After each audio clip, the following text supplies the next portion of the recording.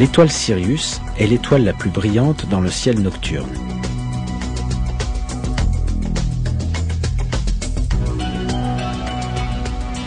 Les astronomes ont calculé qu'elle est distante de nous de 8,5 années-lumière. Ce n'est que très récemment, grâce aux télescopes modernes, qu'on a découvert que Sirius se déplace avec une autre étoile, plus petite qu'elle-même et invisible à l'œil nu. Les scientifiques appellent ce système de deux étoiles Sirius A et Sirius B. La plus grande des deux est Sirius A, qui est l'étoile la plus brillante qu'il est possible de voir à l'œil nu. Sa masse fait 3 fois celle du Soleil, et elle est 10 fois plus brillante que lui. Sirius B, d'un autre côté, est une naine blanche. On ne peut pas l'observer à l'œil nu. Elle possède approximativement la même masse que le Soleil, mais elle est beaucoup plus dense, puisque son diamètre ne fait que 4 fois celui de la Terre. Les étoiles dans le système Sirius se dirigent dans notre direction à des milliers de kilomètres à l'heure. La durée du lever de Sirius à l'horizon de la Terre est exactement la même que celle de notre année solaire, en d'autres mots, 365 jours et 6 heures. Puisqu'ils avaient découvert cette caractéristique intéressante entre l'étoile Sirius et le système solaire, les anciens Égyptiens déclarèrent que le jour où Sirius apparaît pour la première fois à l'horizon serait le premier jour de leur calendrier. À cause de ces caractéristiques, l'étoile Sirius devint un centre d'intérêt pour de nombreuses civilisations antiques. Elles croyaient que cette étoile possédait différents pouvoirs, et certains peuples allèrent même dans leur dépravation jusqu'à l'adorer. Mais le fait est que c'est Dieu, le Seigneur des mondes, qui créa l'étoile Sirius, ainsi que ses caractéristiques, comme il a fait de tout le reste. Dieu fait référence à Sirius, Shira en arabe, dans le verset 40 de la sourate An-Najm du Coran.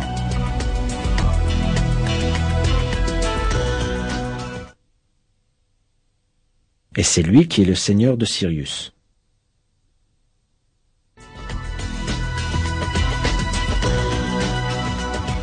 Les étoiles doubles de Sirius orbitent selon des ellipses l'une autour de l'autre. La période orbitale de Sirius A et B, autour de leur centre de gravité commun, est de 49,9 années. Cette donnée scientifique est aujourd'hui acceptée d'un commun accord par les départements d'astronomie des universités d'Harvard, d'Ottawa et de Leicester.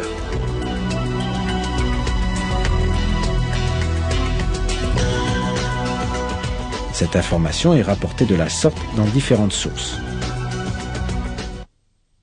Sirius, l'étoile la plus brillante, est en réalité une étoile jumelle. Son orbite dure 49,9 ans. On sait que les étoiles Sirius A et Sirius B orbitent l'une autour de l'autre en 49,9 ans. Le point requérant ici notre attention est l'orbite double, en forme d'arc, des deux étoiles l'une autour de l'autre. Nous avons vu que l'étoile Sirius est citée dans la sourate An-Najm, verset 49. On rencontre une analogie très sage dans le verset 9 de la même sourate.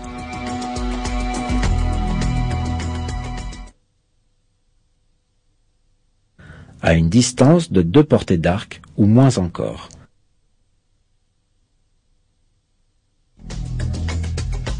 Comme on l'a vu jusqu'ici, l'étoile Sirius est citée dans le verset 49 de la sourate, et le verset 9 de la même sourate contient l'expression 2 portées d'arc, pour se référer aux orbites des deux étoiles. Quand on combine les nombres de ces deux versets, en d'autres mots 49 et 9, on obtient le nombre 49,9, la durée en années des orbites de ces étoiles.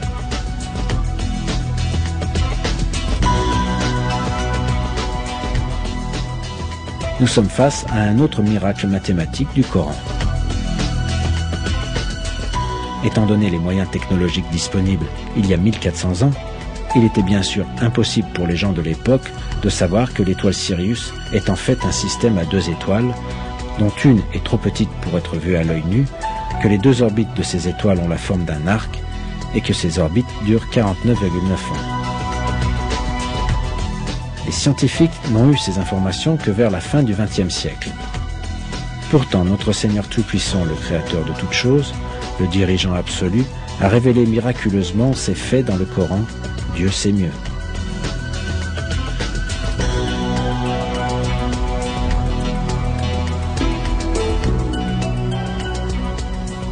Ce fait scientifique que personne ne pouvait connaître à l'époque de la révélation du Coran prouve une fois encore que le Coran est la parole de Dieu Tout-Puissant.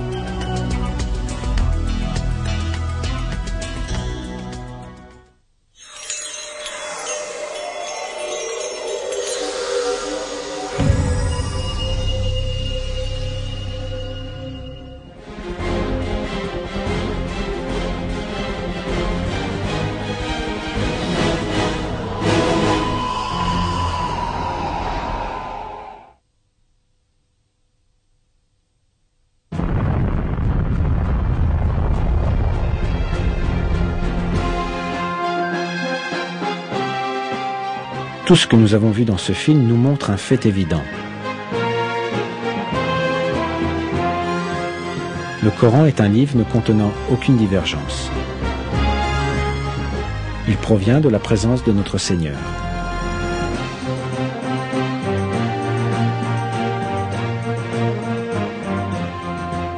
Les sujets mentionnés dans le Coran, les récits du passé ou du futur, et son ordre mathématique contiennent des faits que personne ne pouvait connaître à l'époque. Il était impossible que ces faits aient pu être découverts avec le niveau de science et de technologie de l'époque. Cela est bien sûr une preuve claire que le Coran ne peut pas être la parole d'un être humain.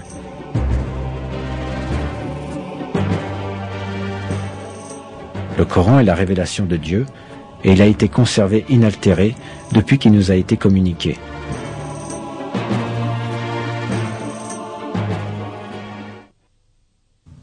Dit, même si les hommes et les djinns s'unissaient pour produire quelque chose de semblable à ce Coran, ils ne sauraient produire rien de semblable, même s'ils se soutenaient les uns les autres.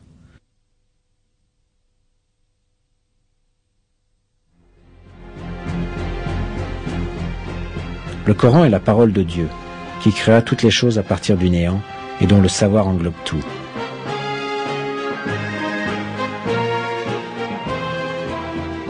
Notre devoir est de nous accrocher fermement à cette écriture divine révélée par Dieu et de l'adopter comme guide.